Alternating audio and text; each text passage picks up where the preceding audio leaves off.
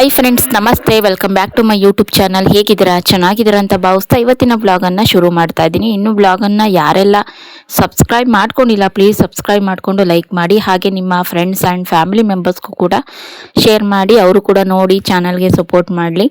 ಬನ್ನಿ ಇವತ್ತಿನ ಬ್ಲಾಗನ್ನು ಸ್ಟಾರ್ಟ್ ಮಾಡೋಣ. ನೋಡ್ತಾ ಇರ್ಬೋದು, ಬೆಳಗ್ಗೆ ಬೇಗ ಎದ್ದು ಫಸ್ಟು ಮುಖ ತೊಳ್ಕೊಂಡು ಅದಾದಮೇಲೆ ಕೆಲಸಗಳನ್ನ ಸ್ಟಾರ್ಟ್ ಮಾಡ್ಕೊತಾ ಇದ್ದೀನಿ. ಕೆಲವೊಂದೊಂದ್ಸಲಿ ನಿದ್ದೆ ಇನ್ನೂ ಕೂಡ ಜಾಸ್ತಿನೇ ಬರ್ತಾ ಇರುತ್ತೆ, ಬಟ್ ಎದ್ದೇಳಲೇಬೇಕಾದ ಸಂದರ್ಭ ಸನ್ನಿವೇಶಗಳು ಇದ್ದೇ ಇರುತ್ತೆ. ಸೊ ಹಾಗಾಗಿ ಬೇಗನೆ ಕೆಲಸಗಳನ್ನ ಮಾಡ್ಕೊಳ್ಳೋಣ ಅಂತ ಇವತ್ತು ಬಂದು ನಮ್ಮ ಊರಲ್ಲೇ ನಮ್ಮ ಹಸ್ಬೆಂಡ್ ಅವ್ರ ಫ್ರೆಂಡ್ದು, ಅಂದರೆ ನಮಗೂ ಅಣ್ಣ ತಮ್ಮದಿರು ಅಂದರೆ ನೆಂಟರಾಗಬೇಕು, ಅವ್ರದ್ದು ಮನೆ ಗೃಹ ಪ್ರವೇಶ ಇದೆ. ಸೊ ಹಾಗಾಗಿ ಇವತ್ತು ನಮ್ಮ ಮನೆಯವರು ಬರ್ತಾರೆ. ಅವ್ರ ಫ್ರೆಂಡ್ ಅಲ್ವಾ, ಕ್ಲೋಸ್, ಓದಿರೋರೆಲ್ಲ ಜೊತೆಗೆ ಅವರು ಮನೆ ಕಟ್ಟಿದ್ದಾರೆ, ಅವ್ರ ಗೃಹ ಪ್ರವೇಶಕ್ಕೆ ಬರಲೇಬೇಕು. ಅವರು ಕೂಡ ಇವತ್ತು ಬೆಳಗ್ಗೆ 6 ಗಂಟೆದು 6:15 ಟ್ರೈನ್ ಇದೆ ಬೆಂಗಳೂರಿಂದ, ಅವರು ಕೂಡ ಬರ್ತಾ ಇದ್ದಾರೆ. ನಾನು ಅಷ್ಟರೊಳಗಡೆ ನಮ್ಮ ವಾರಗಿತ್ತಿ ಮಗಳಿಗೆ ಕಳಸ ಒರೆಸ್ತಾರೆ, ಅಂದರೆ ಮೆಚೂರ್ಡ್ ಆಗದಲ್ಲೇ ಇರೋಂತಹ ಹೆಣ್ಮಕ್ಳಿಗೆ, ಸಣ್ಣ ಮಕ್ಕಳಿಗೆ ಕಳಸನ ಒರೆಸ್ತಾರೆ ಹೊಸಮನೆ ಗೃಹ ಪ್ರವೇಶದಲ್ಲಿ. ಹಂಗಾಗಿ ನಮ್ಮ ವಾರಗಿತ್ತಿ ಮಗಳನ್ನ ಬರೆ ಎಳ್ದಿದ್ದಾರೆ. ಸೊ ಹಾಗಾಗಿ ಅವ್ರಿಗೆ ಎಬ್ರಿಸ್ಕೊಂಡು ಅವ್ರಿಗೊಂಚೂರು ರೆಡಿ ಮಾಡಬೇಕು. ಅವರು ಬಂದು ನಮ್ಮ ವಾರಗಿತ್ತಿ ಅವರು ತವ್ರ ಮನೆಯಲ್ಲಿದ್ದಾರೆ. ಸೊ ಹಾಗಾಗಿ ನಾನೇ ರೆಡಿ ಮಾಡೋಣ ಅಂತ ಅಂದ್ಬಿಟ್ಟು ರೆಡಿ ಮಾಡೋಕ್ಕೆ ನಾನು ಅಷ್ಟರೊಳಗಡೆ ನನ್ನ ಕೆಲಸ ಮುಗಿಸ್ಕೊಳ್ಳೋಣ ಅಂತ ಅಂದ್ಬಿಟ್ಟು ಬಾಗಿಲು ಕಸ ಗುಡಿಸಿ ರಂಗೋಲಿ ಏನು ಇಡೋಕೆ ಹೋಗಲಿಲ್ಲ. ಯಾಕಂತ ಅಂದರೆ ರಂಗೋಲಿ ಇಡ್ತಾ ಇದ್ದೆ, ರಂಗೋಲಿ ಖಾಲಿ ಆಗಿಬಿಟ್ಟಿದೆ, ಹೋಗಿಲ್ಲ, ಅರಸೀಕೆರೆಗೆ ತರಬೇಕು. ಮೊನ್ನೆ ಹೋಗಿದ್ದೆ ನಾನು, ಹಾಗೇನೆ ಮರ್ತುಬಿಟ್ಟೆ. ಸೊ ಹಾಗಾಗಿ ಇನ್ನೊಂದ್ಸತಿ ಓದಕ್ಕೆ ತರೋಣ ಅಂತ ಅಂದ್ಬಿಟ್ಟು ಹಾಗೆ ಬಿಡಲಿಲ್ಲ. ಹೊಸ್ಲು ತೊಳೆದ್ಬಿಟ್ಟು ಬಾಗಿಲಿಗೆ ಸ್ವಲ್ಪ ಅರಿಶಿನ ಕುಂಕುಮ ಇಟ್ಟು ಸ್ವಲ್ಪದೇ ಅಂದರೆ ಚೂರಿ ಇತ್ತಲ್ಲ ರಂಗೋಲಿ, ಅದನ್ನೇ ಎಳೆಯಾಗಿ ಬಿಟ್ಟಿದ್ದೀನಿ. ಇನ್ನು ಈಗ ಹಸುಗಳೆಲ್ಲನೂ ಕೂಡ ಆಚೆ ಕಟ್ಟಾಕ್ತಾ ಇದ್ದೀನಿ. ಹಸು ಕರು ನೀರು ಕುಡಿಯುತ್ತೆ ನಾನಂತ ಅಂದ್ಕೊಂಡೆ, ಇದ್ದಿದ್ದು ಒಂದು ಕೊಡನೂ ನೀರು ತಗೊಂಡೋಗಿ ಹಂಡೆಗೆ ಉಯ್ದೆ, ಕುಡಿಲಿಲ್ಲ. ಕರು ಮಾತ್ರ ಕುಡೀತು. ಯಾವಾಗಲೂ ಇಷ್ಟೊತ್ತಿಗೆಲ್ಲ ಕುಡಿತಾ ಇತ್ತು ಹಸು, ಇವತ್ತು ಯಾಕೋ ಕುಡಿಲಿಲ್ಲ. ನಿನ್ನೆ ನೈಟು ಸ್ವಲ್ಪ ಬೂಸ ಜಾಸ್ತಿ ಇಕ್ಕಿದ್ನಲ್ಲ, ಸೊ ಹಾಗಾಗಿ ಏನು ಕುಡ್ದಿಲ್ಲ ಅಂತ ಅಂದ್ಕೊಂಡೆ. ಬೂಸನು ಕೂಡ ನೆನೆಸಿದ್ದೆ. ಇನ್ನು ನೋಡ್ತಾ ಇರ್ಬೋದು, ಅವಳಿಗೆ ರೆಡಿ ಮಾಡೋಣ ಅಂತ ಅಂದ್ಬಿಟ್ಟು ಕರ್ಕೊಂಡು ಬಂದಿದ್ದೀನಿ. ಅಲ್ಲೇ ಅವ್ರ ಮೇಲೆ ಸ್ನಾನ ಮಾಡ್ಕೊಂಡಿದ್ಲು. ಈ ಥರ ಲಂಗ ಬ್ಲೌಸ್ನ ಹಾಕ್ತೆ. ಅವಳು ಫ್ರಾಕ್ ಹಾಕೊತೀನಿ ಅಂದ್ಲು, ಫ್ರಾಕ್ ಬೇಡ, ಈ ಲಂಗ ಬ್ಲೌಸ್ ಚೆನ್ನಾಗಿದೆ ಬಾ ಅಂತ ಅಂದ್ಬಿಟ್ಟು ಹೇಳಿ ಕರ್ಕೊಂಡು ಬಂದೆ. ಇಲ್ಲೇ ಬಾಚ್ತಾ ಇದ್ದೀನಿ. ಯಾಕಂತ ಅಂದರೆ ಅಲ್ಲಿ ಕ್ಯಾಮ್ರಾ ಎಲ್ಲ ಇಟ್ಕೋಬೇಕು, ಅವ್ರು ನಮ್ಮ ಭಾವ ಮಲ್ಕೊಂಡಿದ್ರಲ್ಲ, ಹಂಗಾಗಿ ಇಲ್ಲೇ ಬಾ ನಮ್ಮ ಮನೇಲೆ ರೆಡಿ ಮಾಡ್ತೀನಿ ಅಂತ ಅಂದ್ಬಿಟ್ಟು ಕರ್ಕೊಂಡು ಬಂದೆ. ನನಗೆ ಹೆಣ್ಮಕ್ಳಿಗೆ ರೆಡಿ ಮಾಡೋದು, ಜಡೆ ಹಾಕೋದು, ಮೇಕಪ್ ಮಾಡೋದು ಭಾರಿ ಇಷ್ಟ. ನಮ್ಮ ಹುಡುಗ್ರಿಗೆ ಮಾಡೋಕ್ಕಾಗಲ್ಲ, ಗಂಡು ಮಕ್ಳಿಗೆ ಏನೇ ಮೇಕಪ್ ಮಾಡೋಕ್ಕಾಗುತ್ತೋ, ಎಲ್ಲೋ ಒಂದು ಪ್ಯಾಂಟು ಒಂದು ಶರ್ಟ್ ಇಕ್ಕೋರು ಮುಗ್ದೇ ಹೋಯ್ತು. ಸೊ ಹಾಗಾಗಿ ಗಂಡು ಮಕ್ಳಿಗೆ ಮಾಡೋಕ್ಕಾಗಲ್ಲ. ಹೆಣ್ಮಕ್ಳಿಗೆ ನನಗೆ ಮೇಕಪ್ ಮಾಡೋದು, ತಲೆ ಬಾಚೋದು, ಹೇರ್ ಸ್ಟೈಲ್ಗಳು ಅಂದರೆ ಭಾರಿ ಇಷ್ಟ. ಹಂಗಾಗಿ ಇವಳನ್ನೇ ಕರೆದು ತನು ಬಾತನು ತಲೆ ಬಾಚ್ತೀನಿ ಅಂತ ಹೇಳ್ತಾನೆ ಇರ್ತೀನಿ. ಅವಳಿಗೂ ಇಷ್ಟನೇ ತಲೆ ಬಾಚಿಸ್ಕೊಳ್ಳೋದು ಭಾರಿ ಇಷ್ಟ. ಏನಾರು ಹೋಗ್ಬೇಕು ಫಂಕ್ಷನ್ನು, ದೇವಸ್ಥಾನ, ಮದುವೆ ಮುಂಜಿ ಈ ಥರ ಅಂದಾಗ ಚಿಕ್ಕಿ ತಲೆ ಬಾಚು ಅಂತ ಅಂದ್ಬಿಟ್ಟು ಬರ್ತಾಳೆ. ನನಗೆ ಅದು ಖುಷಿ ತಲೆ ಬಾಚೋದು ಅಂತಂದರೆ. ಅದ್ರಲ್ಲಿ ಬೇರೆ ಇವತ್ತು ಹಾಕ್ತಾನೆ ಚೆನ್ನಾಗಿ ನೀರು ಸ್ನಾನ ಮಾಡ್ಕೊಂಬಂದಿತ್ತು, ಇನ್ನೂ ಕೂಡ ತಲೆ ಒಣಗಿರ್ಲಿಲ್ವ. ಹಂಗಾಗಿ ಒಂದು ಮೀಡಿಯಮ್ ಆಗಿ ಹಾಕ್ತೆ. ಸಿಕ್ಕಾಪಟ್ಟೆ ಇನ್ನೂ ನೀರು ಇಳಿತಾ ಇತ್ತು. ಅವ್ರು ಬೇರೆ 6 ಗಂಟೆ ಒಳಗಡೆನೆ ಕಳಸ ಒರೆಸ್ಕೊಂಡು ಮನೆಗೆ ತಗೊಂಡು ಹೋಗ್ಬೇಕು, ದೇವ್ರು ಕರ್ಕೊಂಡು ಹೋಗ್ಬೇಕು ಅಂತ ಅಂದ್ಬಿಟ್ಟು ಹೇಳ್ತಾ ಇದ್ರಂತೆ. ಹಂಗಾಗಿ ಬೇಗ ಮಾಡು ಅಂತ ಅಂದ್ಬಿಟ್ಟು ಅಂತ ಇರು. ನಮ್ಮ ಅತ್ತೆನೂ ಅಷ್ಟೊತ್ತಿಗೆ ಬಂತು ನೋಡ್ರಿ, ನಮ್ಮ ದೊಡ್ಡ ಅತ್ತೆಯವರು. ಬೇಗ ಮಾಡಿ, ಟೈಮ್ ಆಯ್ತು ಕಣೆ ಅಂತ ಅಂದ್ಬಿಟ್ಟು ಅಂತಿತ್ತು ನೋಡಿ. ಹಿಂಗೆ ಬೇಗ ಎಷ್ಟೇ ಅರ್ಜೆಂಟ್ ಎಷ್ಟೇ ಬೇಗ ಮಾಡೋಕೆ ಹೋದ್ರೂ ನೆಂದಿರೋ ತಲೆಯಲ್ಲಿ ನಿಜವಾಗ್ಲೂ ಎಷ್ಟೇ ರಿಬ್ಬನ್ನು ಕ್ಲಿಪ್ಪೆಲ್ಲ ಹಾಕಿದ್ರು ನಿಲ್ಲಲ್ಲ. ಟೈಟಾಗಿ ಒಂದು 4 ರಿಬ್ಬನ್ ಹಾಕಿ ಮಾಡಿದೆ. ಹಂಗೆ ಎಣ್ದೆ. ಚೌಲಿ ಇತ್ತಲ್ಲ, ಅದು ಜಡೆ ಎಣ್ದಿರೋದು ಬಿಚ್ಚು ಕೊಡತ್ತೆ ಒಂಚೂರು ಅಂತ ಅಂದ್ಬಿಟ್ಟು ಕೊಟ್ಟಿದ್ದೆ. ಬೇಗ ಅವ್ರ ಮನೆ ಹತ್ರಕ್ಕೆ ಬಿಟ್ಟು ಬರ್ತೀನಿ, ಅವ್ರು ಕಳಸ ಒರೆಸ್ಕೊಂಡು ಕರ್ಕೊಂಡು ಹೋಗ್ತಾರೆ ಹೊಸ ಮನೆ ಹತ್ರಕ್ಕೆ. ನೀನು ಬೇಗ ರೆಡಿ ಮಾಡು ಅಂತ ಅಂದ್ಬಿಟ್ಟು ಹೇಳ್ತಾ ಇತ್ತು. ಅವಳಿಗೆ ಲಿಪ್ಸ್ಟಿಕ್ಕು ಇದೆಲ್ಲನೂ ಕೂಡ ಹಂಗೇ ಹಾಕ್ತಾ ಇದ್ದೆ. ಕಾಜಲ್ಲೆಲ್ಲ ಹಚ್ಚು ಚಿಕ್ಕಿ ಅಂತ ಹೇಳ್ತಾ ಇದ್ಲು, ಅದನ್ನು ಕೂಡ ಹಚ್ಚಿದ್ದೆ. ಚೆನ್ನಾಗಿ ಕಾಣಿಸ್ತಿದ್ದಾಳ ಅಂತ ಕೊನೆಗೆ ಕಮೆಂಟ್ ಮಾಡಿ ನಾನು ತೋರಿಸ್ತೀನಿ. ಅವಳಿಗೂ ಹೇರ್ ಸ್ಟೈಲೆಲ್ಲ ಹಾಕಿಸ್ಕೋಬೇಕು, ಜಡೆ ಉದ್ದಾಗಿರಬೇಕು ಅಂತ ಭಾರಿ ಆಸೆ ಇರುತ್ತೆ. ಸೀರೆ ಉಟ್ಕೊಳ್ಳೋದು, ನಮ್ಮೂರಲ್ಲಿ ಕೆಲವೊಂದೊಂದು ಹೆಣ್ಮಕ್ಳು ಸೀರೆ ಉಟ್ಕೊಂಡು ಚೆನ್ನಾಗಿ ಅವ್ರ ಅಮ್ಮವ್ರ ಥರನೇ ರೆಡಿ ಆಗ್ತಾರೆ. ಹೆಣ್ಮಕ್ಳು ನೋಡಿ ಎಷ್ಟು ಚೆನ್ನಾಗಿ ಹಿಂಗೆ ಮದುವೆ ಫಂಕ್ಷನಲ್ಲಿ ಹೆಂಗೆ ನಾವುಗಳು ಓಡಾಡ್ತೀವೋ ಹಂಗೆ ಅವಕ್ಕೂ ಆಸೆ ಇರುತ್ತೆ ಸೀರೆ ಉಟ್ಕೊಂಡು ಓಡಾಡಬೇಕು ಅಂತ. ಈಗ ಸಮ್ಮರ್ ಹಾಲಿಡೇಸ್ ಅಲ್ವಾ, ಹಂಗಾಗಿ ಆ ಥರ ಎಲ್ಲ ಮನೆ ಹತ್ರ ಆಟ ಆಡ್ತಾ ಇರ್ತಾರೆ. ಇವಳಿಗೆ ಜಡೆ ಪೂರ್ತಿ ಉದ್ದ ಇರೋದು ಅವಳಿಗೆ ಇಷ್ಟ ಆಗ್ಬಿಟ್ಟೈತೆ. ಅವಳು ಎಷ್ಟೋ ತಾರು ಬಿಚ್ಚಿರ್ಲಿಲ್ಲ ಫ್ರೆಂಡ್ಸ್. ಹಂಗಾಗಿ ಅವ್ರ ಅಜ್ಜಿ ಜಡೆ ಎಲ್ಲಾರ ಕಳ್ದೀಯಾ ಅಂತ ಅಂದ್ಬಿಟ್ಟು ಹಿಂದಿಂದೇನೆ ತಿರುಗ್ತಾ ಇತ್ತು. ಸೊ ನೋಡಿ ಹಿಂಗೆ ಅಲ್ಲಿ ಕಟ್ಟು ಇಲ್ಲಿ ಕಟ್ಟು ಬಿದ್ಗಿದ್ದೋದತ್ತು, ಹಿಂಗ್ ಕಟ್ಟು ಟೈಟಾಗಿ ಕಟ್ಟು, ಇನ್ನೊಂದು 4 ಹಗ್ಗ ಕಟ್ಟು ಅಂದ್ರೆ ದಾರ ಕಟ್ಟು ಅಂತ ಅಂದ್ಬಿಟ್ಟು ನಗಾಡ್ತಾ ಇತ್ತು. ಜಡೆ ಎಲ್ಲಾರ ಬಿದ್ದೋದತ್ತು, ಫೋಟೋದಾರೆಲ್ಲ ಬಂದಿರ್ತಾರೆ ಕಣೆ ಅಂತ ಅಂದ್ಬಿಟ್ಟು ಹೇಳ್ತಾ ಇತ್ತು. ನನಗೆ ಅದಕ್ಕೆ ನಗು ಬರ್ತಾ ಇತ್ತು. ಟೈಟಾಗಿ ಕಟ್ಟಿದೀನಿ ತಾಳತೆ ಅಂತ ಹೇಳ್ತಾ ಇದ್ದೆ. ಅಂದ್ರೆ ಅವಳು ಏನು ಅಂದ್ರೆ ಸರಿಯಾಗಿ ನಿಂತ್ಕೊಳ್ಳಲ್ಲ. ಅವಳಿಗೂ ಬೇಜಾರಾಗಿರುತ್ತೆ. ಒಂದೇ ಕಡೆ ನೋಡಿ ನೋಡಿ ನೋಡಿ ಆ ಕಡೆ ಈ ಕಡೆ ಆ ಕಡೆ ಅಂತ ತಿರುಗ್ತಾ ಇರ್ತಾಳ. ನಮ್ಮ ಹುಡುಗಿ ಹಿಂಗೇನೆ ಕಣೆ, ತಿರ್ಗಲ್ಲ ಅಂತ ಅಂದ್ಬಿಟ್ಟು ಹೇಳ್ತಾ ಇತ್ತು. ಹಿಂಗೆ ಈ ವಯಸ್ಸಾದವ್ರು ಏನಾರೋ ಒಂದು ಹೇಳ್ತಿರ್ತಾರೆ, ಅವಾಗ ಹೆಣ್ಮಕ್ಳಿಗೆ ಏನು ಬರುತ್ತೆ, ಸಿಟ್ಟು ಬಂದ್ಬಿಡುತ್ತೆ. ಮೊಮ್ಮಕ್ಳಿಗೆ ಸಣ್ಣ ನೀನು ಯಾಕಜ್ಜಿ ಹಿಂಗೆ ಆಡ್ತೀಯ ಅಂತ ಅವಳು ಹಂಗೆ ಅಂತ ಇದ್ಲು. ಬಿಡು ಹೋಗ್ಲಿ ಅಂತ ಅಂದ್ಬಿಟ್ಟು ಅಷ್ಟೊತ್ತಿಗೆ ನಾನು ಹೋಗ್ತೀನಿ, ಹೆಂಗೋ ರೆಡಿ ಮಾಡ್ಕೊಂಡು ಕರ್ಕೊಂಬರ್ರಿ ಅಂತ ಅಂದ್ಬಿಟ್ಟು ಹೇಳ್ತಾ ಇತ್ತು. ಹೋಯ್ತಾ ಇತ್ತು, ಬೇಗ ರೆಡಿ ಮಾಡ್ಕೊಂಡು ಕರ್ಕೊಂಬರ್ರಿ, ಆಚೆ ಇರ್ತೀನಿ, ಕರ್ಕೊಂಡು ಹೋಗ್ಬಿಡ್ತೀನಿ ಅಂತ. ಸೊ ಹಾಗಾಗಿ ಬೇಗ ರೆಡಿ ಮಾಡ್ತಾ ಇದ್ದೆ. ಇನ್ನು ಹೂವು ಇರಲಿಲ್ಲ ಫ್ರೆಂಡ್ಸ್. ಹೂವು ಅಂತ ಅಂದರೆ ಕಳಸ ಒರೆಸ್ತಾರಲ್ಲ, ಅವಾಗ ಅವರೇನೆ ಜಡೆಗೆ ಹೂವನ್ನ ಮುಡಿಸ್ತಾರೆ ಅವ್ರಿಗೆ. ಅಂದರೆ ಇದು ಎಲ್ಲರಿಗೂ ಗೊತ್ತೇ ಇರುತ್ತೆ, ಕಾಮನ್ ಆಗಿ ಹೊಸಮನೆ ದೇವರು ಅಂದರೆ ಗೃಹ ಪ್ರವೇಶ ಅಂದಾಗ ಮೆಚೂರ್ಡ್ ಆಗ್ದಲೇ ಇರುವಂತಹ ಹೆಣ್ಮಕ್ಳಿಗೆ ಕಳಸ ಒರೆಸ್ತಾರೆ. ನಮ್ಮ ಮನೆ ಗೃಹ ಪ್ರವೇಶದಲ್ಲಿ ನಮ್ಮ ಅಕ್ಕನ ಮಗಳು ಹೊತ್ತಿದ್ಲು. ಅದಾದ್ಮೇಲೆ ಅದಕ್ಕಿಂತ ನಾವು ಚಿಕ್ಕವರಿದ್ವಲ್ಲ, ಅವಾಗ ಹಳೆ ಮನೆಯಲ್ಲಿ ನಮ್ಮ ಅಪ್ಪ ಇದ್ದಾಗ ನಮ್ಮ ಅಕ್ಕ ಹೊತ್ತಿದ್ಲು. ಆ ಥರ ಇಲ್ಲಿ ಸದ್ಯಕ್ಕೆ ಈಗ ಈ ಕಡೆ ಎಲ್ಲಾನು ಇವಳೊಬ್ಳೆ ದೊಡ್ಡವಳು ಇರೋದು, ಕಳಸ ಹೊರುವಷ್ಟು ದೊಡ್ಡವಳು ಅಂದ್ರೆ ಇವಳೊಬ್ಳೆ ಇರೋದು. ಸೊ ಹಂಗಾಗಿ ಸುತ್ತಮುತ್ತ ಇವಳನ್ನೇ ಕರೀತಾರೆ ಕಳಸ ಹೊರೋದಿಕ್ಕೆ ಅಂತ. ಹಾಗೇನೆ ಸಣ್ಣದ ಪಟ್ಟಿ ಇತ್ತಲ್ಲ ನನಗೆ ನಂದು, ಅದನ್ನು ಕೂಡ ಹಾಕ್ತಾ ಇದ್ದೀನಿ. ನಮ್ಮತ್ತೆ ಅದಕ್ಕೊಂದು ವೇಲ್ ಹಾಕು, ಇದೇ ಹಾಕು ಅಂತಿತ್ತು. ಅಯ್ಯೋ ಅದು ಚೆನ್ನಾಗಿಲ್ಲ, ಅದಕ್ಕೆ ಸೆಟ್ ಆಗಲ್ಲ, ಹಿಂಗೆ ಇರ್ತಾಳೆ ಬಿಡು, ಚೆನ್ನಾಗಿದ್ದಾಳೆ ಅಂತ ಅಂದ್ಬಿಟ್ಟು ಹೇಳ್ತಾ ಇದ್ದೆ. ನೋಡಿ ಫೈನಲ್ ಲುಕ್ಕು ಈ ಥರ ಬಂದಿದೆ.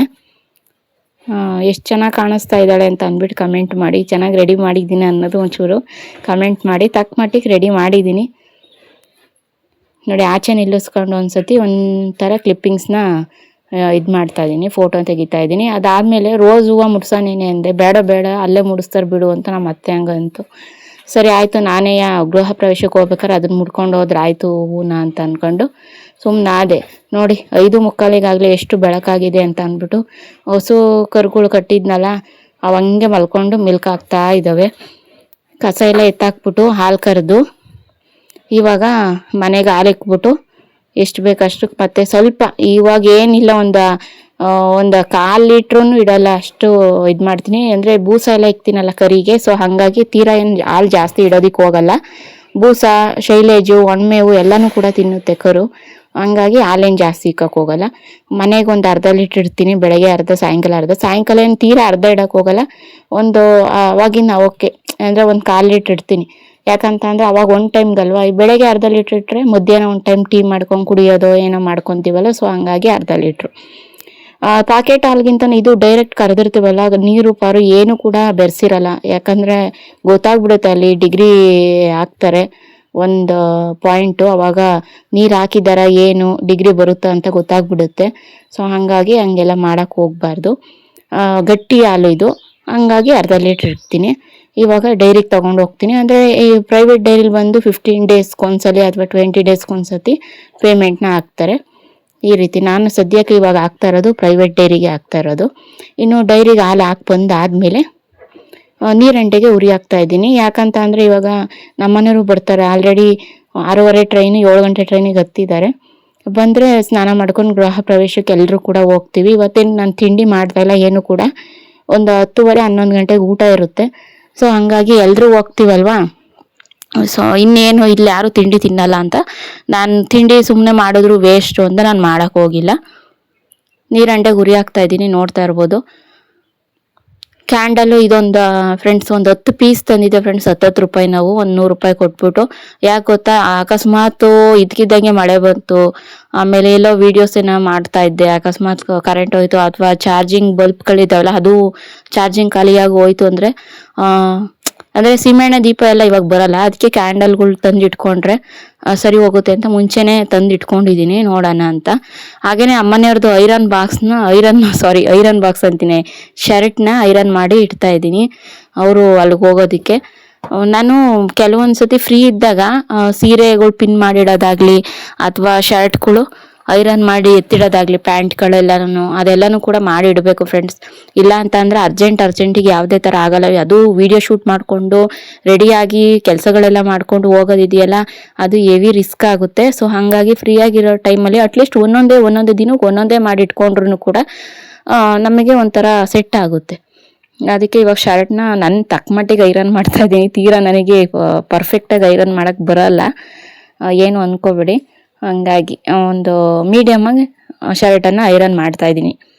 ಐರನ್ ಬಾಕ್ಸು ಆಗಲಿ ಇವೆಲ್ಲನೂ ನಾನು ಬೆಂಗಳೂರಲ್ಲಿ ಇದ್ದಾಗಲೇ ಕೊಂಡ್ಕೊಂಡಿದ್ದು, ನಿಮಗೆ ಗೊತ್ತಿದೆ.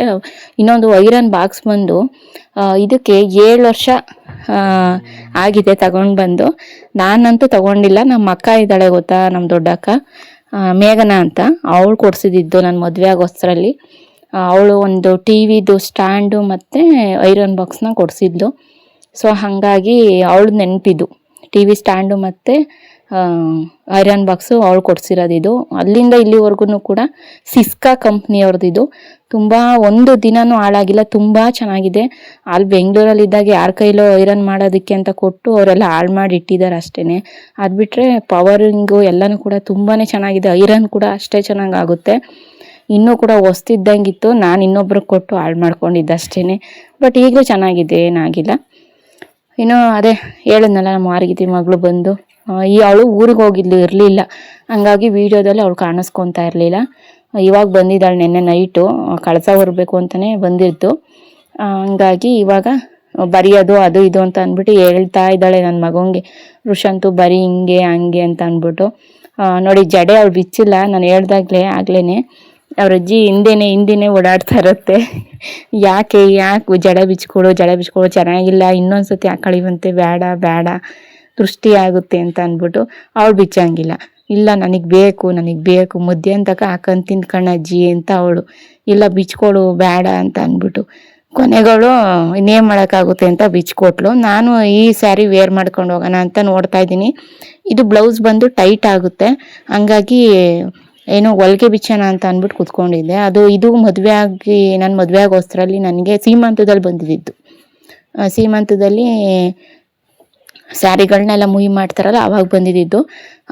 ಇವಾಗೂ ಒಂದೇ ಇದ್ದೀವ, ಹಂಗಾಗಿ ಇದನ್ನೆಲ್ಲನೂ ಕೂಡ ಹೊಲಿಗೆ ಬಿಚ್ಚಿಬಿಟ್ಟು ನಾನು ಆ ಬ್ಲೌಸ್ ಐರನ್ ಮಾಡಿ ಎತ್ತಿಕ್ಕೊಂಡೆ.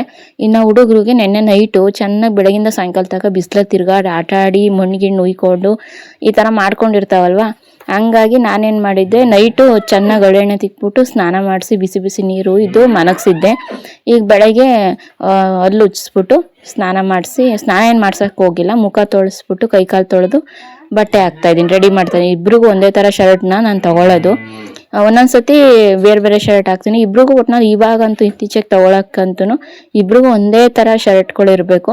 ಒಂದು ಅಂದರೆ 22 ಇಂಚಸ್ಸು ಸಣ್ಣವನಿಗೆ, 24 ಇಂಚಸ್ಸು ಅಂದರೆ ಶರ್ಟ್ ಮೇಲೆ ಇರುತ್ತೆ ಗೊತ್ತಾ, ಆ ಥರ ಹೇಳ್ತಾರದು ಸೈಜಸ್ಸು. ಅದನ್ನು ಅವನಿಗೆ ಅಂದರೆ ಒಂದು 2 ಇಂಚು ದೊಡ್ಡದು ನಮ್ಮ ದೊಡ್ಡವನಿಗೆ ರುಷಾಂತ್ಗೆ, ಚಿಂಕುಗೆ, ಇನ್ನು 2 ಇಂಚು ಚಿಕ್ಕದು ಚೋಟುಗೆ. ಈ ಥರ ನಮ್ಮನೆಯವರು ಕೂಡ ಬಂದು ರೆಡಿಯಾಗಿ ಸ್ನಾನ ಮಾಡಿಕೊಂಡು ಇಬ್ರಿಗೂ ರೆಡಿ ಮಾಡಿ ನಮ್ಮನೆಯವರು ಹೊರಟಿದ್ದಾರೆ. ನೀವು ಹೋಗಿರಿ, ನಾನು ಬರ್ತೀನಿ ಅಂತ ಹೇಳಿ ಕಳಿಸ್ತಾ ಇದ್ದೀನಿ. ನಮ್ಮ ದೊಡ್ಡವನ್ ಬೇಕಾದ್ರೆ ನನ್ನ ಹತ್ರ ಎಷ್ಟು ಬೇಕಾದ್ರೂ ಬೈಸ್ಕೊಂತಾನೆ, ಹೊಡೆಸ್ಕೊಂತಾನೆ, ನಾನು ಏನು ಇಲ್ದಂಗೆಲ್ಲ ಕೇಳ್ತಾನೆ. ನಮ್ಮ ಸಣ್ಣವನು ಯಾರ ಮಾತು ಕೇಳಲ್ಲ, ಅವನದೇ ರೂಲ್ಸು, ರೌಡಿ ಥರ ಅವನು. ಹಂಗೆ ಎಲ್ಲರೂ ಹೋದ್ರು ಫ್ರೆಂಡ್ಸ್, ಮತ್ತೆ ನನ್ನ ಮನೆಯವರು ಹುಡುಗರು ಎಲ್ಲರೂ ಹೋಗಿದ್ದಾರೆ. ಈಗ ಎಲ್ಲ ಹಂಗಂಗೆ ಬಿಟ್ಟು ಹೋಗಿದ್ರಲ್ಲ, ಯಾರು ನೆಂಟ್ರು ಬಂದ್ರಿ ಅಂತ ಅಂದ್ಬಿಟ್ಟು ನಾನು ಯಾವತ್ತೂ ಅಷ್ಟೇ ಎಲ್ಲ ಕೆಲಸ ಮುಗಿಸಿ ನಾನೇ ಲೇಟಾಗಿ ಹೋಗೋದು, ಬೇಗ ಎದ್ದೇಳೋದು ನಾನೇ, ಲೇಟಾಗಿ ಮಲಗೋದು ನಾನೇ. ಈ ಥರ ಒಬ್ಬರು ಕಮೆಂಟ್ ಮಾಡಿದರು, ಏನಂತ ಅಂದರೆ ಬೇಗ ಹುಷಾರಾಗಿ, ಯಾಕಂತ ಅಂದರೆ ಮನೆಗೆ ಪಿಲ್ಲರ್ ಥರ ಇರೋದು ನೀವೇನೆ, ಸೊ ಹಾಗಾಗಿ ಬೇಗ ಗೆಟ್ ವೆಲ್ ಸೂನ್ ಅಂತ ಅಂದ್ಬಿಟ್ಟು ಮೆಸೇಜ್ ಹಾಕಿದರು, ಕಮೆಂಟ್ ಹಾಕಿದರು. ಅವ್ರ ಮಾತು ನಿಜವಾಗ್ಲೂ 100ಕ್ಕೆ 100 ಸತ್ಯನೇ. ನಾವು ಮಾಡಲಿಲ್ಲ ಅಂದರೆ ಫ್ರೆಂಡ್ಸ್ ಎಲ್ಲಿಗೂ ಅಲ್ಲಲ್ಲೇ ಬಿದ್ದಿರ್ತವೆ. ಸೊ ಹಂಗಾಗಿ ಮಾಡಲೇಬೇಕು. ಈಗ ಮಕ್ಳಿಗಾಗಲಿ ಮನೆಗಾಗಲಿ ಈಗ ನಾವು ಎದ್ದು ಮಾಡಿದ್ರೇ ಅದು, ಇಲ್ಲ ಅಂತಂದರೆ ಆಗಲ್ಲ. ಇದ್ರ ಬಗ್ಗೆ ಹೆಚ್ಚು ಮಾತಾಡಲ್ಲ, ನೀವೇ ಅರ್ಥ ಮಾಡ್ಕೊತೀರಾ ಅಂತ ಭಾವಿಸ್ಕೊಂಡಿದ್ದೀನಿ. ಈಗೆಲ್ಲನೂ ಕಸ ಗುಡಿಸ್ಕೊಂಡು ಎಲ್ಲ ಕ್ಲೀನ್ ಮಾಡ್ಕೊಂಡು ಕಸ ಗುಡಿಸ್ಕೊಂಡು ಇವಾಗ ಒಂದು ಕಡೆಯಿಂದ ನಾನು ಕೂಡ ಸ್ನಾನ ಮಾಡಿಕೊಂಡು ರೆಡಿ ಆಗಬೇಕು, ಹೋಗ್ತೀನಿ. ನಮ್ಮನೆಯವರು ಕೂಡ ಹಿಂದಿಂದೇನೆ ಫೋನ್ ಮಾಡ್ತಾಯಿದ್ರು, ಎಷ್ಟೊತ್ತಾಗೈತೆ ಟೈಮು, ಬೇಗ ಬಾ, ನಾನು ಒಳಗಡೆ ಹೋಗಿಲ್ಲ ಇನ್ನೂ, ಬಾ ಇಬ್ಬರು ಒಟ್ಟಿಗೆ ಹೋಗೋಣ ಅಂತ ಅಂತ ಇದ್ರು. ಸರಿ ಬಂದೆ, ಒಂದು 5 ನಿಮಿಷ 10 ನಿಮಿಷ ಅಂತ ಅಂದ್ಬಿಟ್ಟು ಹೇಳ್ತಾ ಇದ್ದೆ. ನಾನು ಇವಾಗ ಸ್ನಾನ ಮಾಡಿಕೊಂಡು ಈ ಸ್ಯಾರಿ ಉಟ್ಕೊಂಡು ರೆಡಿಯಾಗಿದ್ದೀನಿ. ನೋಡ್ತಾ ಇರ್ಬೋದು, ಹಿಂಗೆ ರೆಡಿಯಾಗಿದ್ದೀನಿ. ಒಂಚೂರು ದಪ್ಪ ಆಗ್ಬಿಟ್ಟಿದ್ದೀನಿ ಅಂತ ಅನ್ನಿಸ್ತೈತೆ. ಯಾಕಂತಂದರೆ ಸೀರೆನೇ ಸರಿಯಾಗಿ ಉಟ್ಕೊಂಡಿಲ್ವೋ ಅಥವಾ ನಾನೇ ದಪ್ಪ ಆಗಿದ್ದೀನೋ ಗೊತ್ತಿಲ್ಲ. ಹೊಟ್ಟೆ ಹತ್ರ ಬೊಜ್ಜು ಅಂದರೆ ಈ ಸೆಕ್ಷನ್ ಆಗಿರುತ್ತೆ ಗೊತ್ತಲ್ವಾ ಫ್ರೆಂಡ್ಸ್, ಅಲ್ಲಿ ಎಂಥವ್ರಿಗೂ ಕೂಡ ಕರಗಲ್ಲ. ಬಟ್ ಏನು ಮಾಡೋಕ್ಕಾಗಲ್ಲ, ಅಲ್ಲಿ ಒಂದು ಸ್ವಲ್ಪ ಹೊಟ್ಟೆ ದಪ್ಪ ಆಗಿದೆ.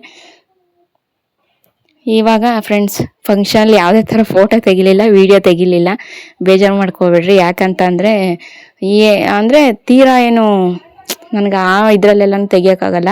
ಅಂದರೆ ನಾನು ಯಾಕೆ ಯಾರೇನು ಅಂದ್ಕೊಂಡ್ರೆ ಏನು ತೆಗಿಯೋಣ ಅನ್ನೋದೊಂದು ಮನಸ್ಸಿತ್ತು, ಮೊಬೈಲ್ ತಗೊಂಡೋಗಿದ್ದೆ.